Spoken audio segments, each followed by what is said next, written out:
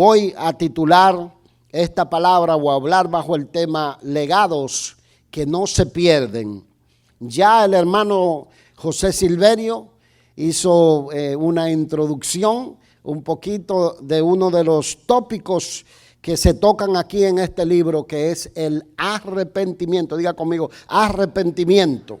Arrepentimiento es cambiar de rumbo, es volverse del pecado que uno sabía antes practicar, amar y hacer, y aún sabiendo que le dolía a Dios. Y como el Espíritu de Dios viene y nos hace sentir dolor por esos pecados, entonces decimos, no voy a volverlo a practicar más.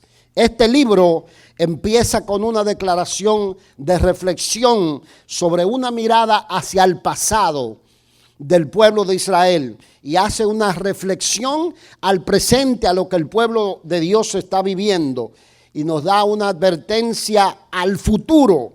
Y por eso yo he puesto el título Legados que no se pierde, porque cuando nosotros hayamos pasado por la vida, los que somos padres, los que quizás muchos de nosotros llegaremos a ser abuelos y soñamos con que llegaremos a ser abuelos, los que son abuelos esperan que podamos dejar algo allí, que nuestros hijos recuerden de la historia familiar, que no sea algo triste, que no sea algo que ellos sientan vergüenza de nosotros, sino que puedan decir, papá cometió errores en algún momento de la vida, mamá cometió errores, pero hubo un momento en que cambió de rumbo, se arrepintió, pidió perdón y empezó a vivir una vida ejemplar porque tenía a Dios en el centro de su corazón. Mis amados, cada vez que nosotros tomamos decisiones pobres que comprometen lo que Dios quiere en nuestras vidas, porque Dios tiene un plan perfecto para con la vida de cada uno de sus hijos. ¿Cuántos lo creen que Dios tiene un plan perfecto? Lo que hacemos es que cuando tomamos decisiones pobres afectamos la generación presente, afectamos la generación futura, afectamos la generación siguiente y la siguiente sigue recibiendo el legado de fracasos económicos, de fracasos morales, de fracasos espirituales. Por eso el llamado de Dios es a nosotros hacer una reflexión sobre el pasado, mirar al pasado de lo que fue para algunos vivir sin Dios, para algunos tomar decisiones pobres en algún momento de la vida, cómo les fue, para que nosotros no repitamos lo que repitió el bisabuelo, lo que repitió el abuelo o lo que repitió entonces papá y que luego pasó a nosotros y nosotros pudimos cortarlo porque dijimos, si a ellos no les fue bien, ¿por qué voy a seguir repitiendo la misma historia? Y si a mí no me está yendo bien, ¿por qué voy a seguir haciendo lo que sé que no está haciendo bien y que está afectando mi propia vida? Y nosotros queremos, y esto es lo que anhelamos, es que a nuestros hijos les vaya mejor que nosotros. ¿Cuántos quieren que a sus hijos les vaya mejor que ustedes? Claro que sí, que todos queremos.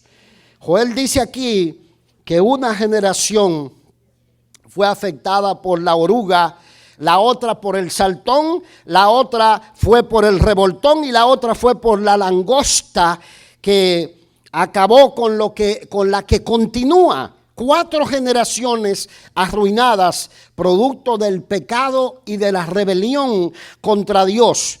Y yo quiero que usted entienda, mi amado, que estas plagas representan daños físicos, daños morales, daños económicos, daños espirituales. Nos preguntamos allí por qué murió esta persona de cáncer cuando no había una descendencia genética de cáncer en la familia, era un fumador extraordinario, un fumador compulsivo. ¿Por qué esta persona muere de cirrosis? ¿Por qué esta persona no podía levantarse del polvo? Porque esta persona se dedicó a consumir alcohol. Y el grave problema de nuestros países es que usted sabe que hay para la botella de alcohol, hay para la botella de ron, hay para la botella de cerveza, pero no hay juguete para los niños, no hay leche para los niños, no hay ropa, no hay zapatos para los niños, pero para la fiesta, para el dembow, para la fiesta desenfrenada del fin de semana, siempre tiene que aparecer dinero. Y se sigue repitiendo la misma historia una generación tras otra. Y esto ya se dijo, ya fue contado, ya fue hablado, ya Dios dio la advertencia. Por lo tanto, yo creo que, mis amados, esta palabra es para que nosotros nos preguntemos qué errores cometió la primera generación que afectó hasta 4 generaciones siguientes. Y todos tenemos allí en la historia de nuestra familia cosas que esculcar, que trabajar con ellas. Nos llevaron al brujo. Gloria a Dios. Nos llevaron a que nos pasaran el huevo, a que nos sobaran. Y a veces hay gente que sigue con lo mismo. Sonríase que el Señor le ama. Gloria a Dios.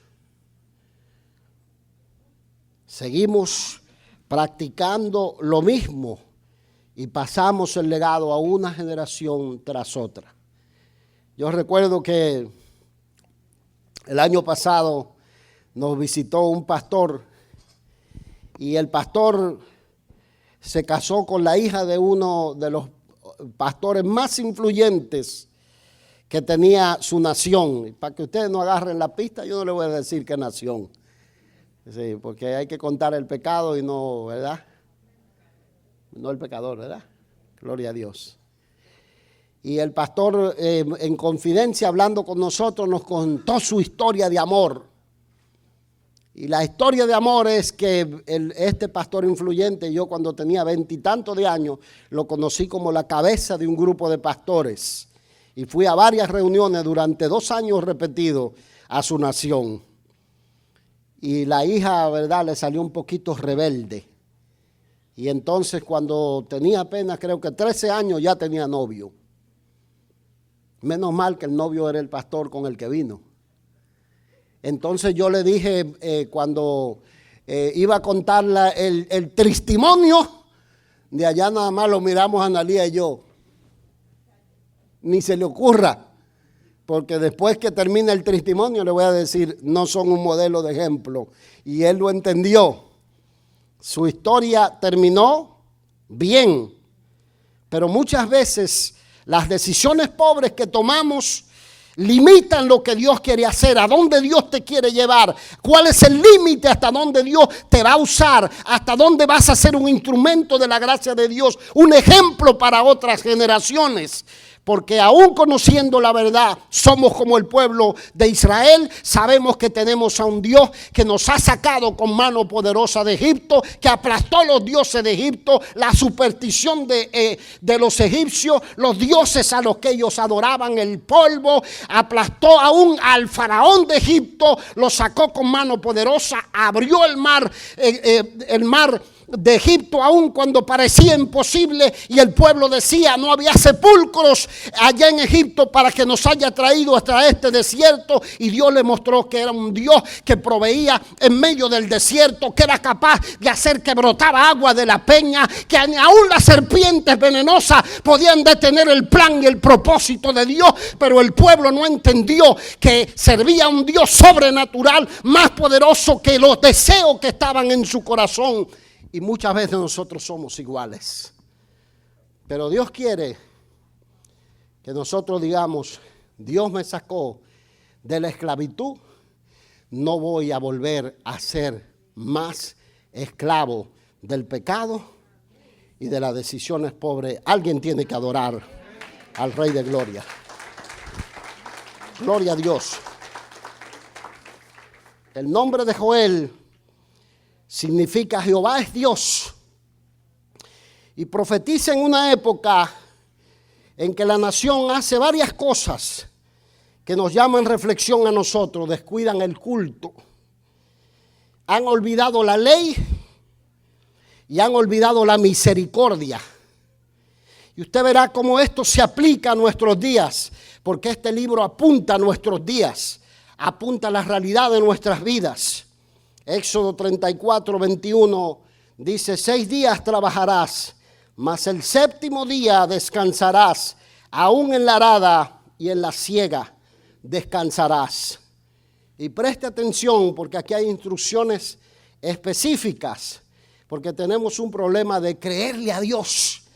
Tenemos un problema de confiar en la fidelidad de Dios, de confiar en la provisión sobrenatural de Dios, de creer que Dios va a hacer que lo que pone en tus manos, sea pequeño, sea poco, se multiplique para su gloria. Y Él dice: aún en la siega y en la arada descansarás. También celebrarás las fiestas de las semanas, la de las primicias y la de la siega del trigo. En otras palabras, Pascua, Pentecostés y tabernáculos. Ellos debían subir obligatoriamente 3 veces al año a reconocer a Dios a la casa de Jehová. Y la Biblia dice: no debían subir con las manos vacías. Y el pueblo descuidó todo esto. El versículo 24 dice: porque yo arrojaré, y le da una promesa, porque yo arrojaré las naciones de tu presencia y ensancharé tu territorio, y ninguno codiciará tu tierra cuando subas para presentarte delante de Jehová tu Dios 3 veces al año. Nuestra gran batalla que tenemos es que el enemigo nos atrapa en medio de el consumismo de esta nación, nos atrapa en medio de el materialismo que se vive en esta nación. Trabajamos más horas de las que tenemos que trabajar para poder comprar más zapatos de los que necesitamos, más ropas de las que necesitamos para tener carros más lujosos de lo que realmente necesitamos, porque de verdad eso nos hace sentir bien. Pero nos olvidamos de ciertas promesas que Dios dice allí. Dice: ponlo a Dios primero, reconócelo en todos tus caminos y Él hará que todo lo demás se haga simple para ti. Y estos pecados fueron practicados. Versículo 25 dice: no ofrecerás cosa leudada junto con la sangre de mi sacrificio, ni se dejará hasta la mañana nada del sacrificio de la fiesta de la Pascua. Las primicias de todos los primeros frutos llevarás de tu tierra a la casa de Jehová tu Dios. Y aquí hay un elemento importante en el versículo 26. Dice: no cocerás el cabrito en la leche de su madre. Y usted dirá: ¿qué es eso? No cocerás el cabrito en la leche de su madre. Dígale al que está a su lado: ¿qué será eso? Eso es para despertar los que se duermen. Aleluya. ¿Quieren saber lo que es eso? Espérenme unos segunditos. Aleluya. El pueblo, mire lo que hizo: descuidó los días de reposo, olvidaron el arrepentimiento y se presentaron contaminados a la casa de Jehová a celebrar la Pascua. Olvidaron el arrepentimiento. Miren la insistencia. Yo recuerdo cuando nosotros crecíamos en la iglesia, nos bautizaron. Yo me bauticé entre los 13 y los 14 años. Y recuerdo que una ancianita, mientras nos bautizaban, vio visiones. Yo no vi las visiones, pero ella la vio. Y eso se metió en mi alma cuando ella dijo: yo vi visiones de ángeles que descendían mientras los bautizaban. Entonces yo decía: Dios es muy real, porque lo he visto a lo largo de mi vida. Y cuando convocaban una asamblea, que era la asamblea de el fin de mes para celebrar la comunión, que es el equivalente a la Pascua, que representa la salida, la libertad, representa la independencia del pueblo de Dios de las manos de Satanás, la liberación de Egipto. Y la Pascua representa nuestra fiesta de celebración por la victoria de Cristo en el Calvario, por el perdón de nuestros pecados, por la liberación, por declarar que Satanás no tiene derecho sobre nosotros, no tiene derecho sobre nuestros hijos, no tiene derecho sobre tu salud, no tiene derecho sobre tu finanza, no tiene derecho sobre ningún plan que Dios ha decretado y promesa que es tu derecho, es tu propiedad. Lo declaramos cada mes, cada vez que venimos a la comunión. No es solamente tomar un sustituto del vino o tomar un pedacito de pan. Estamos diciendo: no me pertenezco, tú eres mi dueño, tú eres aquel que va delante de mí. Te honro, te reconozco, porque en este mes tú has sido bueno, has sido proveedor, has sido un padre maravilloso. Oh Dios mío, alguien tiene que recibir esta palabra.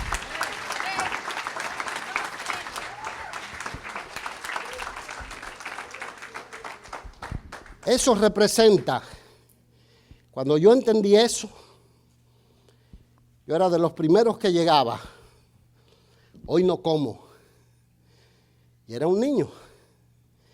Y como yo, muchos otros de mis generaciones. Por eso yo le insisto: falte al culto cualquier día, pero no al día de la comunión, porque no está entendiendo el pacto de compromiso. Y el pueblo no entendió esto y subían sin arrepentimiento a la casa de Dios. Dicen, y esto es una discusión entre los estudiosos de la Biblia, la fecha en la que escribe Joel no se conoce. Pero yo en 2030, no voy a decir más para que no le saquen cálculo, he estudiado mucho de estos libros. He aprendido a conectar una profecía con otra, a mirar cuando Dios está hablando de un evento que se cumple en nuestros días, que se repitió en el pasado, que se va a repetir a través del tiempo. Y yo miraba que Joel muy probablemente escribe, por la posición en la que lo ponen en la Biblia hebrea, está entre Oseas y Amós. Son profetas que hablaron antes del exilio babilónico. Dios les habló. Y Joel escribe a una generación que está en peligro, a una generación que le está llegando el último tiempo. Y la Biblia dice que como en los días de Noé, como en los días de Lot, que estaban desapercibidos, así será la venida del Señor Jesucristo. Estarán entretenidos en otras cosas. Es más, hasta pensaremos que el Señor no va a venir ya. Hasta pensaremos vendrá dentro de 100 años. Hasta pensaremos la tierra está en paz y hay tratados de paz. Pero la Escritura dice: cuando digan paz y seguridad, vendrá sobre ellos destrucción repentina. De manera que esta palabra es para gente inteligente. Gloria a Dios. Dígale al que está a su lado: esta palabra es para ti. Aleluya. En los días en que Joel está hablando, la nación ha tenido modelo de lo que Dios quiere hacer, de cómo Dios quiere visitar a su pueblo, porque les ha dado épocas a grandes avivamientos. Hombres como David, los días de paz de Salomón, que luego se ven empañados, luego otra vez reviven en los días de Ezequías, uno de los reyes que hizo grandes reformas en la nación, y en los días de Josías, que marca el comienzo de una época brillante para el pueblo de Dios, para mostrarle: esto es lo que quiero con ustedes. La Biblia dice que hasta en las fronteras de Egipto y en todos los rincones tenían temor cuando oían hablar el nombre de Ezequías, porque se había dado la tarea de poner a Dios en el centro de la nación. No permitió que ninguna práctica de idolatría se levantara. Aún los que eran objetos religiosos que parecían que honraban a Dios, como la serpiente de bronce que Moisés levantó en el desierto. Ezequías dijo: el pueblo no entiende que eso es un símbolo. Y dice, le llamó Neustán, que significa cosa de bronce. La mandó a demoler y darle a las aguas para que supieran que todo lo que Dios creó es solamente para que nosotros lo reconozcamos a Él como el dador de la vida. Y el pueblo de Israel no entendió estas épocas y se dio la tarea, número 1, a descuidar los días de reposo. Número 2, a descuidar los años del jubileo o los años sabáticos, los años que representaban la liberación, el perdón de deudas, lo que nos habla a nosotros de dejar libre a los que nos ofenden, a los que tienen cosas en contra de nosotros, a los que nos han dañado en algún momento, o a los que tienen deudas impagables, a no estrangular a aquellos que necesitan tu misericordia, porque Dios la mostró también contigo y conmigo. Descuidaron la casa de Dios, los sacerdotes abandonaron el culto y descuidaron algo muy importante, era llevar sus diezmos y sus primicias a la casa de Jehová para darle continuidad al culto al Señor. Y Dios les habló y les dijo: les está llegando el último tiempo, les está llegando el último momento. Escuchen, ustedes quieren dejar algo allí a sus hijos, que sus hijos puedan echar mano cuando lleguen épocas de dificultad y decir: no importa que la economía quiebre, yo lo tengo a Jehová. No importa que la salud se quiebre, yo lo tengo al Dios de la sanidad. Jehová es mi sanador, Jehová es Rafa, Jehová es Nisi, Jehová es mi estandarte, mi defensor. No importa cuántas batallas tengamos que librar, vendrán contra nosotros por un camino y se volverán por 7. Dios ha dicho que nos va a poner por cabeza y no por cola, que seremos una nación de honra y de bendición, que va a prosperar la obra de nuestras manos, que todo lo que emprendamos y pongamos la mano, siempre que Él sea el número 1, Dios lo va a bendecir. Esta palabra es para ti, alguien tiene que creerla. Aleluya, gloria a Dios. De manera que el pueblo descuidó algo muy importante aquí, que Dios no pasa por alto ningún acto de injusticia, de maldad, de iniquidad. ¿Usted sabe por qué dice: no cocerás al cabrito en la leche de la madre?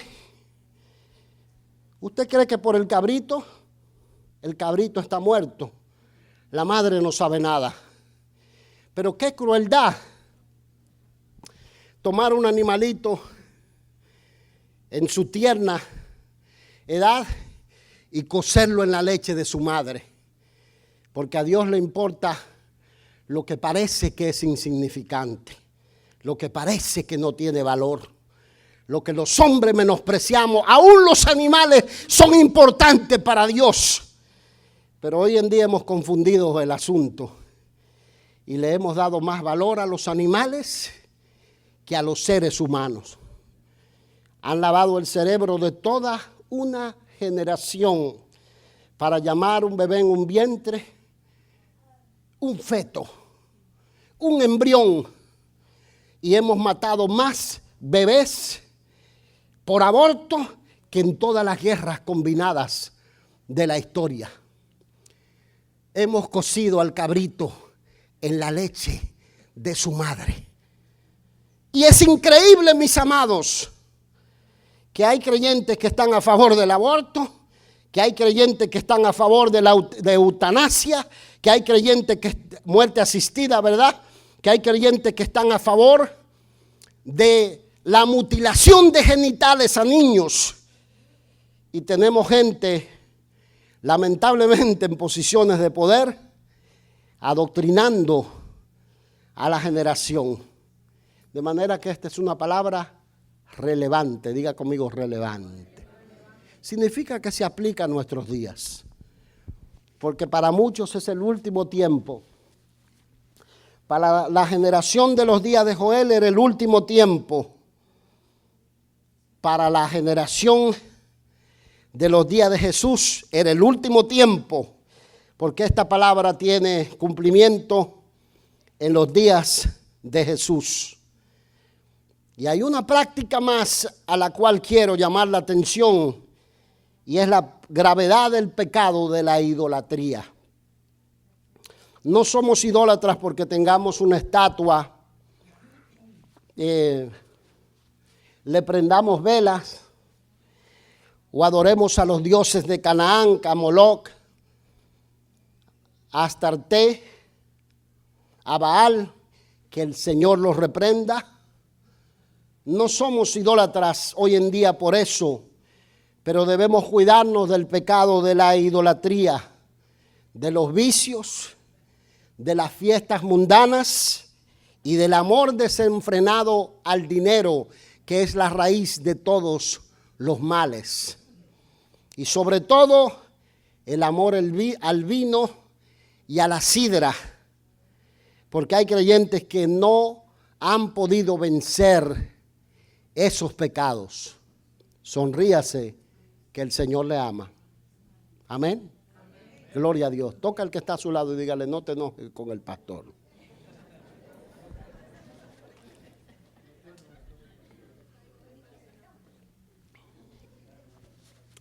Joel 1:5 dice: despertad, borrachos, y llorad. Gemid todos los que bebéis vino a causa del mosto, porque es quitado de vuestra boca. Muchos me preguntan y dicen: ¿por qué si Jesús convirtió el agua en vino, es malo tomar vino si Él la convirtió en las bodas de Caná de Galilea? Muy bien, vamos a hacer un paréntesis aquí para los que todavía están despiertos. Jesús convirtió el agua en vino porque el vino viene del fruto de la vid, y todo lo que Dios creó es bueno si se toma con acción de gracias. Primero que todo, el vino de la época era utilizado como un hidratante, era utilizado como algo séptico para prevenir infecciones producto de las contaminaciones, ¿verdad? Pero la Biblia dice claramente: no os embriaguéis con vino en lo cual hay disolución. La Biblia dice que el vino, la sidra, es para los enlutados, para los entristecidos, para los que no tienen propósito de vivir. La Biblia dice que el vino es para los que quieren amoratado de los ojos. Y aquí hay un elemento muy importante. Jesús tenía algo que muchos de nosotros no tenemos: dominio propio. Y el dominio propio implicaba que si tomaban, y la práctica era diluir un vino que no tenía los 18, 22 grados de alcohol que nosotros hoy consumimos en las bebidas alcohólicas. Ellos tomaban, diluían en agua para acompañar la comida. Y por eso dice, ¿verdad?, el pasaje de Pablo a Timoteo: no tome más agua, sino un poco de vino por causa de tu estómago. El problema es que ni usted ni yo tenemos ningún problema del estómago. Tenemos un problema de que tomamos una, tomamos dos, tomamos tres y despertamos, ¿verdad que sí?, en una cama equivocada, que no es la nuestra muchas veces. Nos tambaleamos, mareados, borrachos, perdemos la lucidez, maltratamos a los hijos, nos olvidamos de lo más importante, perdemos la comunión con Dios. Y el mandato del Señor es: no os embriaguéis con vino en lo cual hay disolución, antes bien sed llenos del Espíritu. Reciba la palabra, denle una adoración al Rey de Gloria.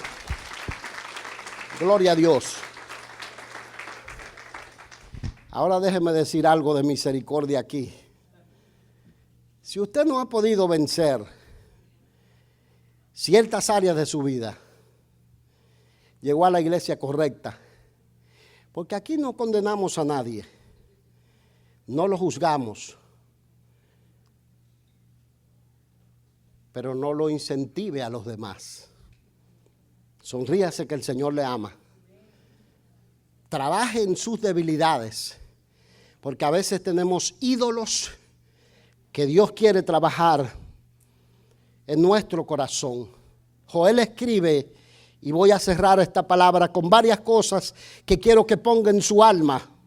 Joel escribe y profetiza a una generación a punto de arruinar a 4 generaciones por los ejemplos pobres de cómo gozar de las bendiciones del Señor. Y muchas veces pasamos ese ejemplo pobre a nuestros hijos. Hay que subirse a la mesa y y parecemos flamencos, ¿verdad? Y eso se lo pasamos a nuestros hijos. Los enseñamos a tomar 1, a tomar 2, a tomar 3, y eso se lo pasamos a nuestros hijos. Las cosas se ponen tensas en el hogar y ya llega el papel, ni se enteró el otro que el otro se estaba divorciando porque el otro no puede aguantar nada. Reprenda al diablo, porque sus hijos tienen que ver, papá y mamá tenían problemas, pero los resolvían en la cámara privada. Papá y mamá pasaron por valles difíciles, atravesaron montañas, cruzaron ríos que no tenían puente, pero se prendieron de la mano de Dios y nos dejaron un legado de firmeza, de hogar estable, de hogar firme. Resistieron, cometieron el error, se divorciaron una vez, pero cuando conocieron a Dios, dijeron: vamos a pelear la buena batalla de la fe, vamos a terminar esto juntos. Aleluya.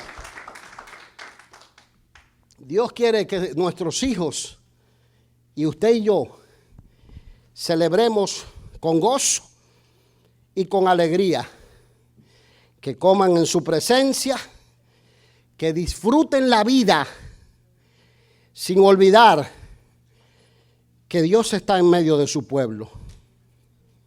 Esto es muy importante, porque cuando Dios saca al pueblo de Egipto, igual que a usted y a mí, que nos sacó del mundo, le dijo al pueblo: yo voy a ir en medio de ustedes. Y el pueblo dijo: ay no, este es un Dios terrible, muy santo, no queremos que Él vaya de en medio de nosotros. Y Dios le dijo: ok, entonces voy a enviar mi ángel delante de ustedes. Aleluya. Y aquí hay una promesa. La nación vio grandes avivamientos.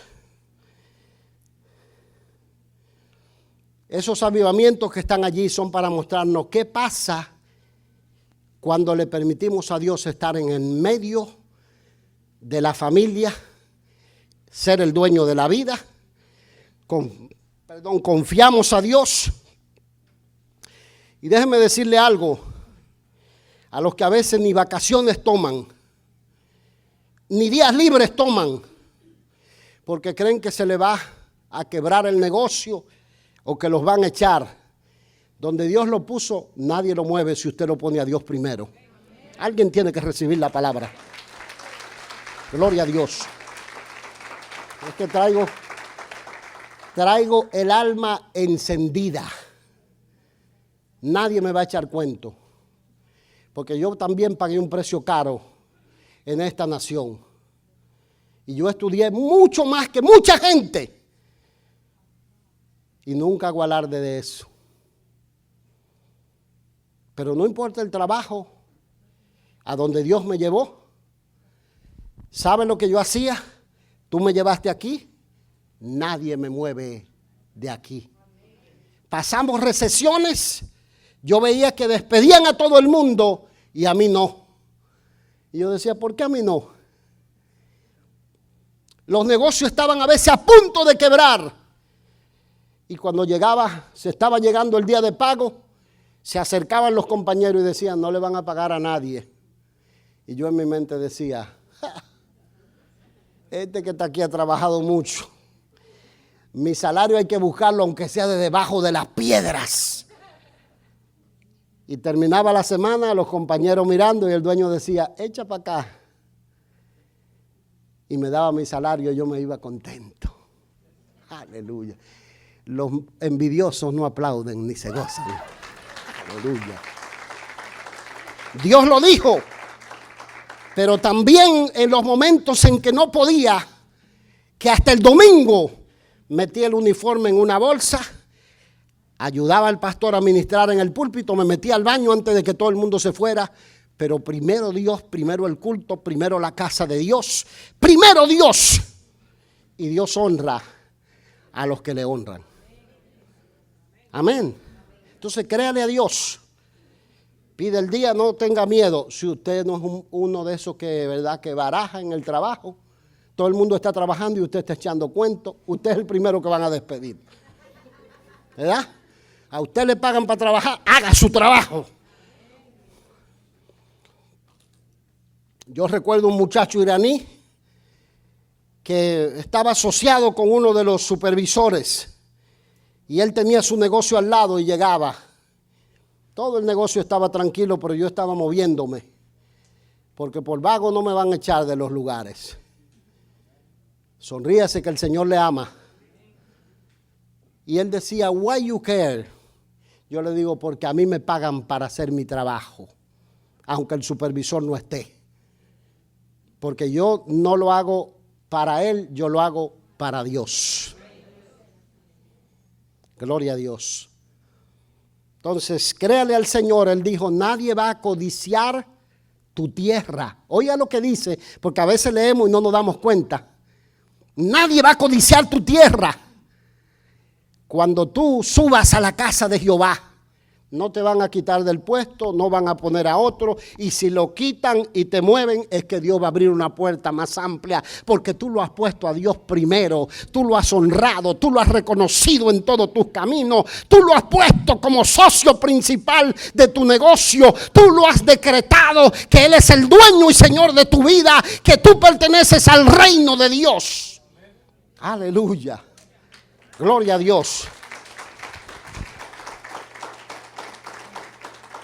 Esto nos habla a nosotros, mis amados, como ejemplo, porque Dios quiere que nos vaya bien, que le vaya mejor a nuestros hijos, que le vaya mucho mejor a nuestros nietos y que le vaya extraordinariamente mejor a las generaciones que vendrán después de ello. Por eso la gente es tan envidiosa de los judíos. Sonríase que el Señor le ama. Aleluya. Porque instalan una fábrica de sombreros y nacen los niños con 2 cabezas. Gloria a Dios. Dios quiere, mis amados, que usted y yo entendamos que tenemos la autoridad para parar el divorcio, el adulterio de una generación a otra, el alcoholismo, la bancarrota financiera, la inmoralidad sexual, los pecados contra la naturaleza. Tú y yo tenemos la autoridad. Amén. No significa que no vamos a tener dificultades ni problemas, pero las tribulaciones y las dificultades que nos van a venir solamente tienen el propósito de ayudarnos a madurar en la fe, de estrechar nuestra relación con el Señor. Es lo que Dios ha prometido, y por lo tanto Dios le hace un llamado al pueblo a dejar allí un legado a sus generaciones, y este es el llamado del Espíritu Santo a nuestra generación. El mayor legado que podemos dejar a nuestras familias es que sean llenos del Espíritu Santo de Dios.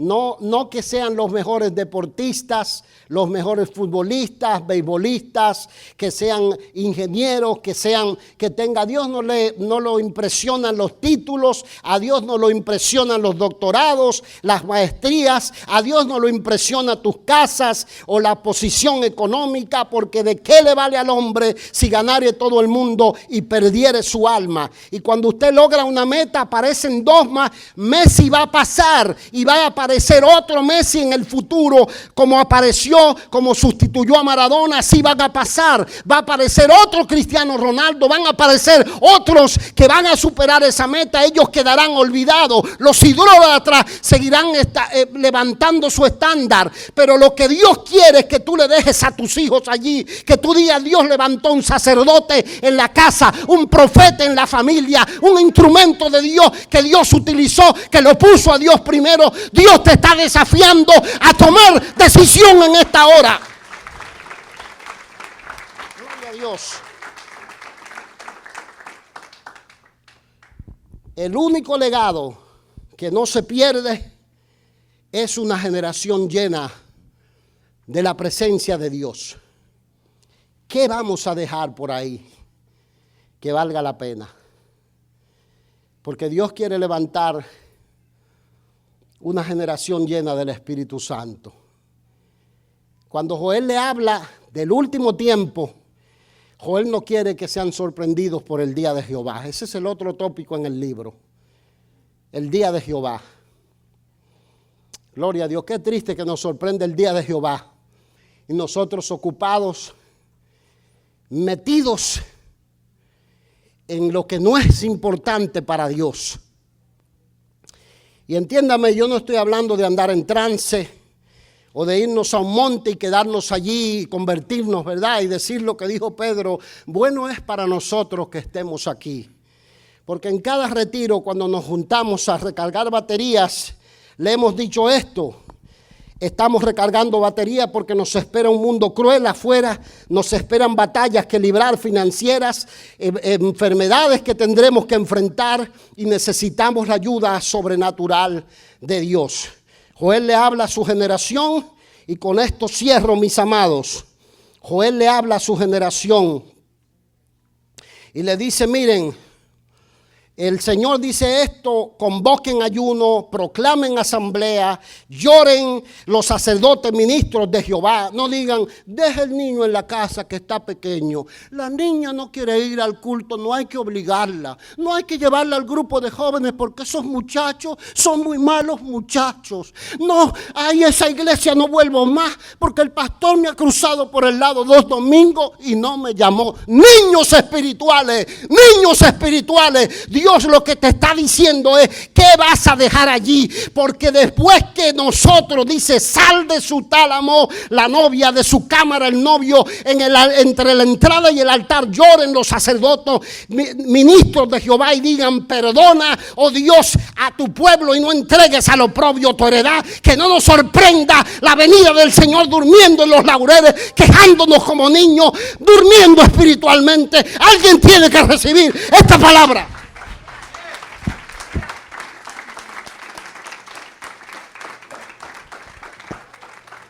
Niños espirituales.